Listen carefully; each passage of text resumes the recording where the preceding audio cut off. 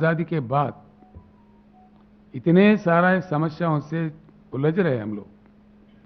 इस स्थिति से भारत को अगर निकलकर बाहर जाना है, कुछ ये अब तक रूटीन जो 75 साल में चलता आया है, उससे उठकर आउट ऑफ बॉक्स सोचना चाहिए।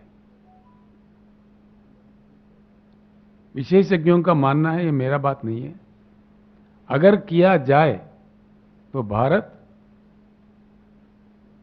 सर्वश्रेष्ठ देश इस दुनिया का बन सकता है, प्रभावशाली बन सकता है, प्रबल आर्थिक शक्ति बन सकता है। इसमें हमारा प्रयास होना चाहिए। एक उच्च गुणवत्ता वाली बदलाव भारत में चाहिए, ये बिल्कुल चाहिए। अगर हमारे पास ज्ञान नहीं है, पूरी दुनिया में जहां ज्ञान है वहां से प्राप्त करना चाहिए हम लोग। चाइना, जिसकी जीडीपी हमसे कम थी 1980 तक, 81 तक भी, उन्होंने कर पाया, कर दिखाया। उनका इकोनॉमी पहुंच गया $16 ट्रिलियन में। आज हम $3 ट्रिलियन के आसपास में घूम रहे हैं। बड़ा शर्म की बात है। चाइना में हर चीज हमसे कम है, हर चीज की उपलब्धि हमसे कम है, लेकिन वो कहां पहुंच गया। आज टक्कर दे रहा है पूरे दुनिया के अग्रदेश जो माना जाता है, अमेरिका को टक्कर दे रहा है, प्रतियोगिता दे रही है। हम कहां रह गए। ये हम ऐसे बने रहेंगे? ऐसे ही रहना चाहिए देश को। आज देश के युवा को, देश के बुद्धिजीवियों को सोचना चाहिए। मैं एक ऐसे पवित्र जगह बैठ के ये बात कह रहा हूं जहां से लोकनायक जयप्रकाशन जी के एक आवाज पे पूरी देश में क्रांति आई थी, तानाशाही का खात्मा किए थे, रिश्वतखोरी के खिलाफ में लड़ाई लड़े गए थे। ऐसे पवित्र भूमि में आकर कुछ प्रेरणा मिलता है। इसलिए गुजरात से सारे देश के युवाओं को, बुद्धिजीवियों को, राजनीति में जो लोग काम सक्रिय कर रहे हैं, उन सारे लोगों से हम प्रार्थना करेंगे कि बीजेपी मुक्त भारत ही देश को आगे ले जाएगा। इनके धर्म के वाद पे, कुछ अन्य के वाद पे देश को तोड़ मरोड़ के जो कर रहे हैं, तोड़ना बहुत आसान होता है, जोड़ना बहुत कठिन होता है।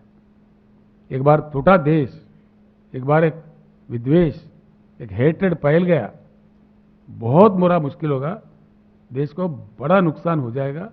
हम संभलने में फिर काफी समय हमें लगेगा। इसीलिए इस खतरा से बचने के लिए हर किसी को आज सोचना चाहिए। इनके जो बहकाव है, झूठे वायदे हैं, झूठी बातें हैं और झूठा तरीका है, एक शर्म करने वाली बात है। भारत लोकतंत्र का मान्यता रखने वाला एक विशेष देश है। हमारा कोई प्रतिष्ठा है अंतर्राष्ट्रीय स्तर पर। आज कहा जा रहा है खुलेआम, देश को चलाने वाले सत्ताधारी पार्टी के अध्यक्ष खुद कहते हैं हम सारे पार्टियों का खात्मा करेंगे, एक पार्टी, सिर्फ एक पार्टी का तानाशाही लाएंगे। कहा तो ऐसा जा रहा है तिरंगा को नहीं उड़ाइएगा, कहा शायद झंडा उड़ाइएगा अपने घरों पे, और वो लोगों का कुछ पकड़ने वाला नहीं है। ये तो देश के साथ गद्दारी हुआ, राष्ट्रीय ध्वज के साथ गद्दारी हुआ। वो लोग खुलेआम बयान देते जा रहे हैं। क्यों केंद्र सरकार चुप्पी साध रही है? क्या कारण है इसके पीछे? और आज जिस प्रकार के दंगे कराए जा रहे हैं, जिस प्रकार के एक सहिष्णुता हमारे देश में बना हुआ था, जिसके प्रति हमारा देश का बड़ा मान्यता था, जो हमारे राष्ट्रपिता है, महात्मा गांधी जी ने अपने आप को नहीं कहा राष्ट्रपिता, सारे देश ने माना है, सर पे लिया है। ऐसे राष्ट्रपिता का अपमान किया जा रहा है कितने गंदे तरीकों से, और हम सब लोग चुप्पी साधे हुए हैं। ये कहां ले जाएगा देश को? क्या हम अपने दादा परदादा का अपमान करेंगे, अपने खानदान का अपमान करेंगे? ये किसी देश में होता है? ऐसा नहीं होना चाहिए। ये कहां ले जाएगा भारत को? आगे तफ्ता को हम क्या सिखा रहे हैं? ऐसे भारत किसको चाहिए? और इनके प्रति कोई मतलब कुछ हुआ है, इनका कोई काम है, इनका कोई योगदान है, फलाने सेक्टर में कुछ हुआ है? किसमें सुधार हुआ जी? बातों के सिवाय कोई काम है नहीं। जब ये विपक्ष में थे, गला पाड़ पाड़ के जिन बातों को कह रहे थे, जिन बातों का विरोध कर रहे थे, आज वही बात ये अमल कर रहे हैं। Complete privatisation, totally. एलआईसी को क्यों प्राइवेट कर रहे हैं जी? दुनिया का बहुत बड़ा इंश्योरेंस कंपनी है, सक्षम कंपनी है, सक्रिय कंपनी है, करोड़ों जनता का इस देश का बहुत प्यारा कंपनी है, उसको क्यों काटा जा रहा है, क्यों बेचा जा रहा है?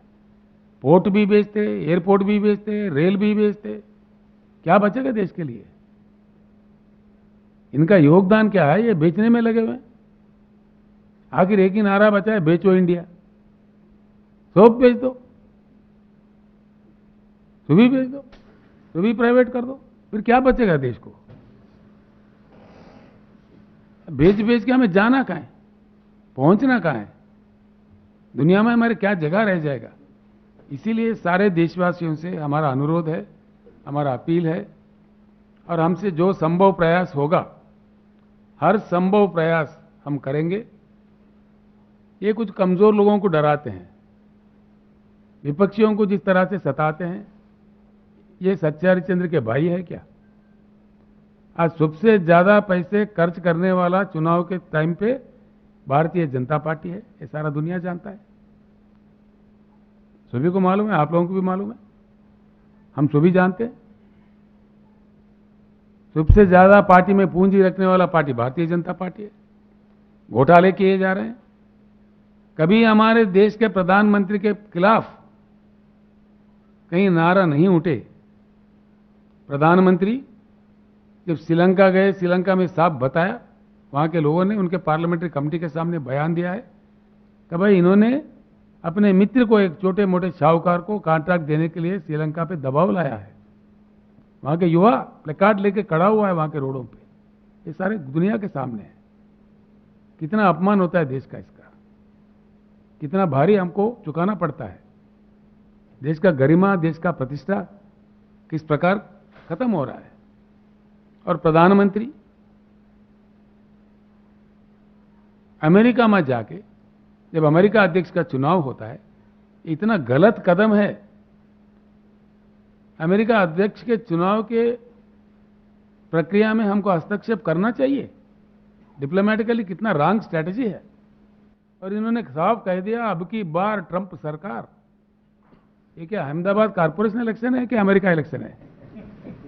क्या समझ के देश को दांव पर लगा रहे थे? वो आज हारे हुए हैं, दूसरा आके बैठा है। देश के बारे में कुछ ख्याल है? जो मन में आए कह दिए। इस प्रकार की नीतियां देश को कहां पर ले जाएंगे, क्या स्थिति देश की बनेगी, इस बात पे सोचना चाहिए। पत्रकार मित्रों से भी मेरा अनुरोध है,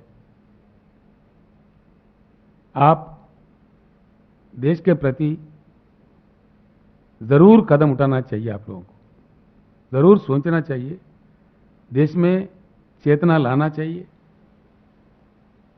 जिनको जानकारी नहीं है उन तक बात पहुंचाना है।